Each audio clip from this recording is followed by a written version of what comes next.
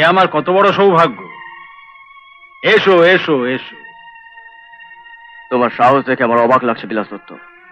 তুমি টাকার লোভ দেখে আমাকে ডেকে পাঠিয়েছো আর ভেবেছো টাকা দিয়ে আমাকে দাবিয়ে রাখবে। কিন্তু একটা কথা জেনে রাখো, তোমার ওই টাকা দিয়ে বা গুন্ডার দল দিয়ে আমাকে দাবিয়ে রাখতে পারবে না। না ছোট ঠাকুর, তুমি আমায় ভুল বুঝছো। আমি সত্যি সত্যি চাই তুমি বেশ ব্যবসা ট্যাবসা করে আর অনেক বড় হও। আমার এই যা কিছু সব তো তোমার বাবার দেয়া। আমার সুখ স্বাচ্ছন্দ্যের ব্যবস্থা তো তিনিই করে গিয়েছিলেন। সে সুখ আর বেশি দিন সইবে না।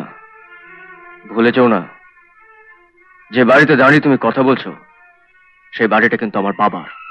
100 বার। আমার বাবা তোমাকে কিছু দিয়ে যাননি, তুমি তাকে ঠকিয়ে সবকিছু নিয়েছো। এটাও ঠিক, কিন্তু প্রমাণ করতে হবে তো। আর প্রমাণ করতে হলে কোর্টে যেতে হবে, আর কোর্টে গেলেই একেবারে টাকার শ্রাদ্ধ। হ্যাঁ জানি, কোর্ট, থানা, পুলিশ সব তোমাদের কবজায়। ও বুঝতে পেরেছো সেটা? হ্যাঁ।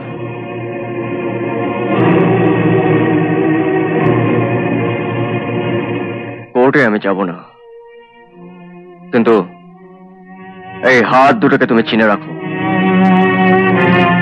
এই হাত দুটো যেরকম মানুষের উপকারে লাগতে পারে, তেমনি দরকার পড়লে শয়তানদের গলা টিপে শেষ করতে পারে।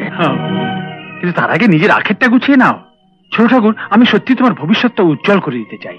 তুমি আমার ভবিষ্যৎকে উজ্জ্বল করে দিতে চাও, আর আমি তোমার ভবিষ্যৎকে অন্ধকার করে দিতে চাই। জবাবটা ভালোই দিয়েছো। আমি আমার নিজের বিবেকের কাছে পরিষ্কার হয়ে গেলাম। আমাদের বাড়ির চাকরের সামনে মাথা বিলিয়ে দিলে আমিও তো আমার বিবেকের কাছে ছোট হয়ে যাব।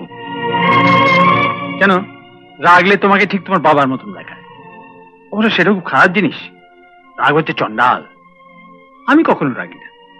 এই যে আমাকে চাকর বললে, আমি রাগি।